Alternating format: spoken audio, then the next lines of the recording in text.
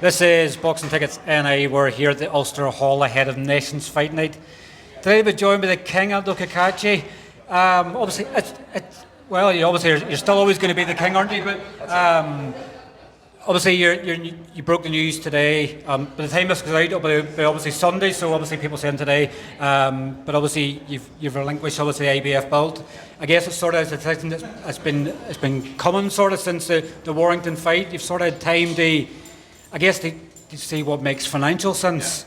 I'm sure it was obviously a tough decision for you to obviously vacate a belt. You obviously won and beaten Joe Cordina. Well, I mean, to me, that was a lifelong dream for me to win a world title. You know, I won the IBO and I won the IBF, and to be perfectly frank, like I just never knew I would have got to that stage. So I was just very humble and happy to get that. And now, it's all about trying to secure a future for my kids, my family, and give them a nice life. I guess when you reflect, obviously, on the last 12 months, like I know tomorrow or today, as this goes out, it's going to be your birthday. Obviously, you turn 36, but like what a year you've had. Like, do you think of where you've come through? Obviously, all the years have been avoided. Can you still sort of grasp at the fact that what a year you had last year? Yeah, I mean, again, it was a dreamy year. I mean, it's an IBF world title. I literally dreamt about that from I was 10 years of age, from the first time I ever put gloves on. So, I mean, it kind of is what it is. The decisions had to be made. I mean, if I was 28, I would have maybe taken the Nunez fight and I had plenty of time to move on and do different things. But I'm 36, there's Nunez fight is literally, the money's half the money I got from my last fight. And for the Wood fight, it's near enough double the money, and just it's a choice that I would like to make for my family and to secure their future. It's I guess sometimes people don't see it online. People, I'm not sure obviously how much comments and stuff you see at times, but people obviously saying Duck and Nunez, but like, that's a thing. I see all that duck and shit. That's for those people on the internet, agents. Do you know what I mean? I don't believe anyone ducks anyone. That's what's financially is the best route to take, and for me it's Leigh Wood, and Leigh's a great fighter. He's a two-time world champion. The last guy, Warrington, two-time world champion. Cordina, two-time world champion. I mean, get off that shit about ducking, because it's not in me. It's like you have to be applauded, and I don't think people's, I know it hasn't been confirmed, obviously it's Leigh Wood, yet obviously it looks like, and I've put it out to sort of say it looks like it potentially may, but like for you to fight 3 two-time world champions back to back to back, like that's an incredible thing, and unfortunately obviously you just can't have the ABF with that. Obviously it's the politics, everything goes on behind the scenes sometimes, but the money's the thing that matters for you more than anything now. That's exactly. I mean, it's a business at the end of the day. I mean, I've worked all these years to get a house and to put food on the table and holidays and whatever. I've grafted for 25 years of my life to get in this position, and I will do what's right for my family and for me and for everyone around me. And I believe that this is the right choice. 100%, no doubt about it. You may hear Eddie and people are putting pressure on, but he's a promoter. He's promoting Sugar Nunez. Sugar Nunez, he's not even known at all as well. So for me, it's a no-brainer. And if I've disappointed anyone, I'm sorry, but that's just how it is.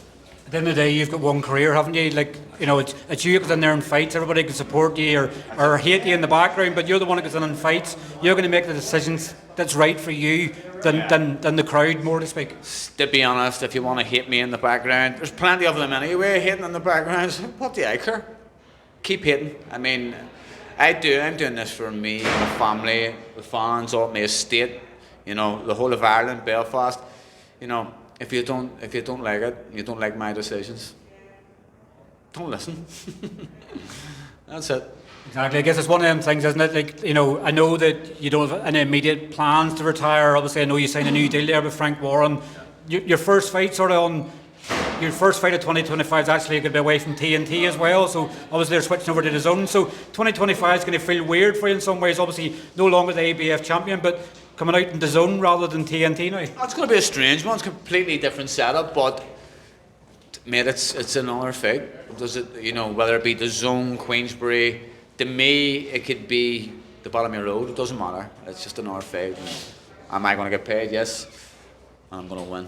move on to the next one. It's my attitude. It's just keep it nice and simple. Do you know what I mean? I've done everything that I set out to do, plus more, and I'm just super grateful and I'm super happy to be in the position I'm in. You're here in obviously the Ulsterhall tonight, obviously to do punditry, obviously for the BBC. A lot of good memories for you. I think the last time you fought here maybe 2008. You obviously haven't never fought here as a pro, so it's a long time since you fought in Ulsterhall. Last time I fought here, fought a mate of mine, Eamon Finnegan. That was, Jesus Christ. I think it was your last amateur fight in Ireland. I think 2008.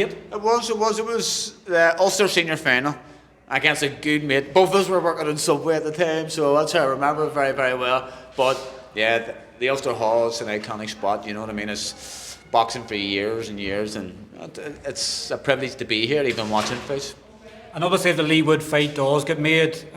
Used to have a lot of similarities. There was a stage where we were both British champions and he weren't getting fights. I remember Leigh Wood, before he got the Kanzu fight, he was sort of online going, why can I not get fights, why can I not get fights? You were the same, obviously you had to rely on Sean McComb with a sort of a Twitter online thing to help. So there's a lot of similarities. Obviously, you both are big punchers. I know your record doesn't suggest it. Another chance at revenge for you as well for Mick. You got for Carl the last time against Warrington. You can obviously get revenge now for Mick and beating Leigh Wood. Yeah, I mean, it's nice to talk like that now, but I'm going to beat Leigh Wood. I'm going out here, I've got tunnel vision, and go out here, do the business, whether it be in Nottingham or wherever it is, and yeah, mate, I mean, just move on with my career. I genuinely believe that I could get another crack, so at a title. I'm not overlooking Leigh, it's going to be a real hard fight, but it's one that I believe that I can win. Do you take much from the Mick Conlon fight? Obviously, Mick was sort of schooling him for like the first 7 rounds.